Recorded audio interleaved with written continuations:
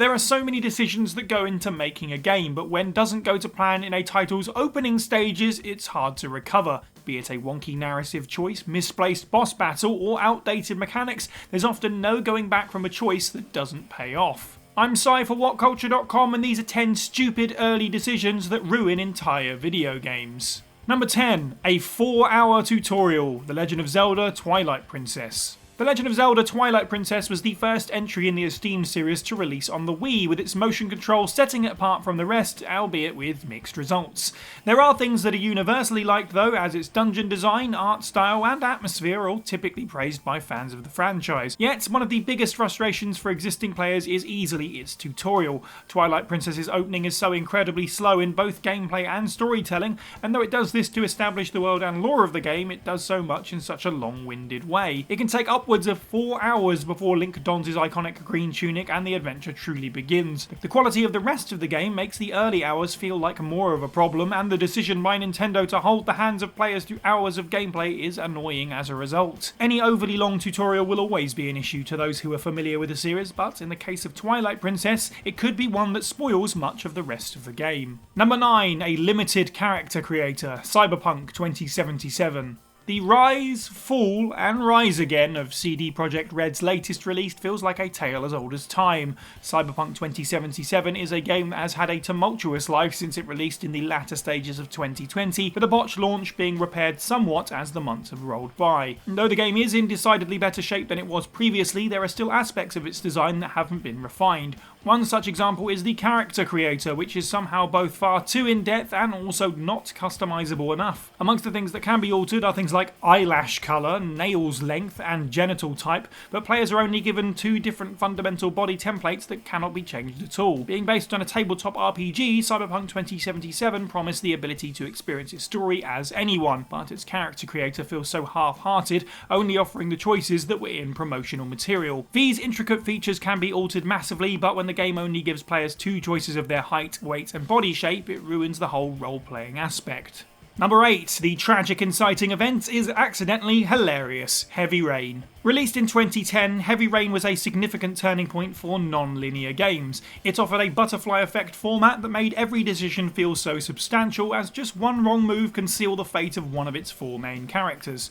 The story it presents is harrowing, as a vicious killer is targeting small children and shouldering their loved ones with unbearable tasks if they want to save them from a rainwater-based death. Its tone is at the centre of the story, but when one silly scene occurs in a shopping centre, it kills the entire vibe the game was going for. After losing track of Jason, one of his 2 sons, Ethan Mars calls out for him in a scene that should have felt desperate. Instead, its uneven voice acting and wonky gameplay ruins all tension it attempts to create.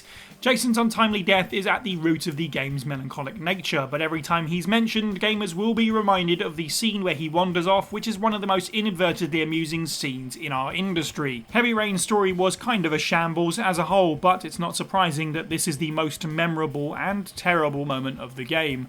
Jason! Number 7. Roxass Prologue, Kingdom Hearts 2. Kingdom Hearts 2 was 3 years in the making and upped the ante of the first game in almost every way. The story is convoluted, but its unrelenting charm carries it forward with ease, but not before an opening that takes far too long to get going. In any Kingdom Hearts game, players have expectations, an eclectic cast of Disney characters, spiky-haired heroes, and most importantly, Sora taking centre stage. The sequel had the first 2 in abundance, but made players wait such a long time for the third, as the game's opening focuses on a new character, Roxass, for the first few hours. It's rather boring, and the story beats that it provides never do much outside of building anticipation for Sora to finally emerge. It's too long, and at a point you'd have to forgive players for thinking that the game may never reach the heights of the first. Once Sora does awaken in the real Twilight Town, the Kingdom Hearts 2 adventure can truly begin, but the game's first impression is one that it never truly gets over. 3 years of waiting for Kingdom Hearts 2 to release, and another 3 hours until it actually starts to get good. Number 6. Solid Snake, Metal Gear Solid 2 Sons of Liberty. While the gameplay is better than ever and the setting is superb, Metal Gear Solid 2 Sons of Liberty is known for one small narrative wrinkle. One of the most iconic bait and switches in all of gaming, creator Hideo Kojima's decision to bench series hero Solid Snake in favour of someone entirely new was a decision that people still talk about to this day, 21 years after it released. However, the game's biggest failing and one that ruined the events of Sons of Liberty was having Solid Snake playable in the first place. At the time of Metal Gear Solid's 2 release, Solid Snake had 3 games under his belt that solidified his heroism and made him one of gaming's best protagonists. Because of this, opening MGS2 with the character only to introduce Raiden early on immediately put the latter at a disadvantage. Raiden is a great character, but the game set him up to fail, as fans were constantly reminded of Solid Snake because of the intro, as well as promotional material that implied Sons of Liberty was his adventure. The worst decision Metal Gear Solid 2 made was showing off Solid Snake's skills, as it set unrealistic expectations for Raiden, a character who would only rival Snake in the cool department in later games. Number 5. Reviving a Guardian, Destiny. As is the way with many games that are highly anticipated, Destiny's early months on the market made it clear that it was a victim of its own success. The Bungie-developed title was one that had years of promotional material behind it, so when it released in September 2014 with a lackluster story and simplistic level design, there were more than a few disgruntled players. As time passed, the game received content updates that made it more worthwhile, but the decision in the game's intro to have players assume the role of a previously dead Guardian made for much of the additional story to feel rather pointless. In the very beginning of Destiny, Ghost resurrects the player to continue the pushback against the darkness. The Guardian has no memories of the past, so there's no narrative gain to be had from their revival. It provides the game with its most significant plot hole, and the main story does nothing to explain why Ghost chose to bring us back to life. It felt lazy, and though the original Destiny wasn't known for its stellar storytelling, this early decision in the game made many players check out entirely. Number 4. Joel's Death, The Last of Us Part 2. Joel's tragic death in the opening hours of The Last of Us 2 sparked much debate in the video game sphere. To many, it was a predictable occurrence that felt all too natural following the surprising events of the first game and how it concluded.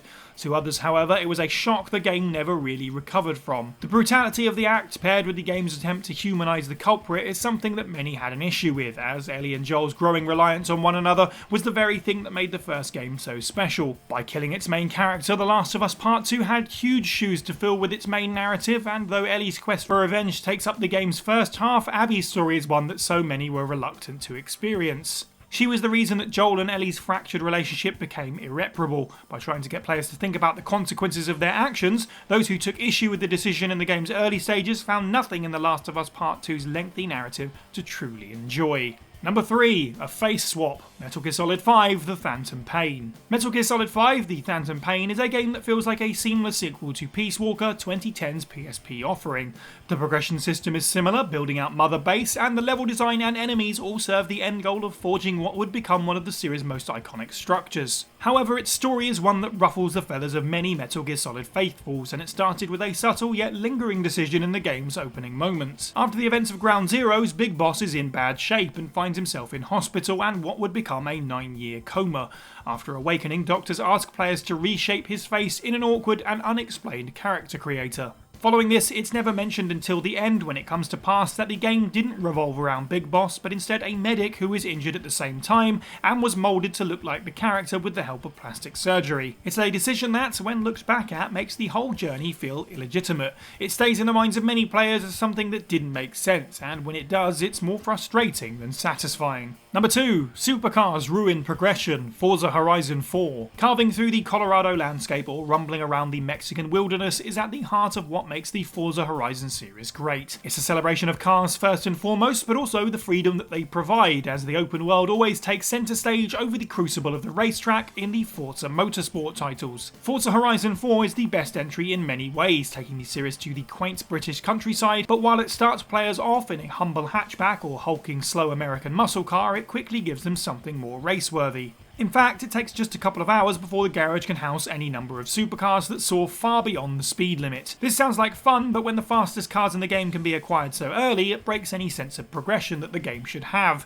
Instead of working their way up to the top of the Horizon Festival, players are handed what should be endgame content because it ensures the game's opening races are more thrilling. Making supercars available so early on makes seeing Forza Horizon 4 through to the end a rather pointless task. Number 1. Double Kick. Pokemon Ruby and Sapphire. The third generation of Pokemon titles is one that is loved by so many. Ruby, Sapphire and Emerald are some of the franchise's best offerings to this day, and while they provide 3 fantastic starters, there's one that learns a move early that allows it to breeze through most early to mid-game enemies. Torchic is the Fire-type Pokemon that players will start with if they decide against Trico or Mudkip on their journey through the Hoenn region. It's a delightfully cute character that gets meaner as it levels up, with its second evolution, Combusken, wielding a move that is immensely overpowered in relation to when it can be acquired. Torchic evolves into Combusken at level 16, and with the change in looks comes a huge upgrade in the move department. Double Kick is a fighting type move that deals 2 separate hits of damage, usually arriving just in time for the Rustboro City gym that is a rock type affair. This means that the gym leader is weak to fighting type, allowing players to easily get through the game's first true obstacle. Pokemon starters are typically stylized on easy, medium and hard difficulties, although the games never make it clear from the off which is which, so if you just so happen to pick Torchic, get ready for a pretty relaxing experience of using Double Kick for hours and hours, as the move proves useful for a very long time. And that's the list. Let us know what you thought of this video down in the comments below, and other stupid early decisions that ruined video games for you. As always, the opinions in this video are the opinions of the writer, and if you don't think the same, that's totally fine. Let us know which of these entries you disagree with. Make sure you like this video, subscribe and hit the notification bell. I've been Cy for WhatCulture, and have a good week.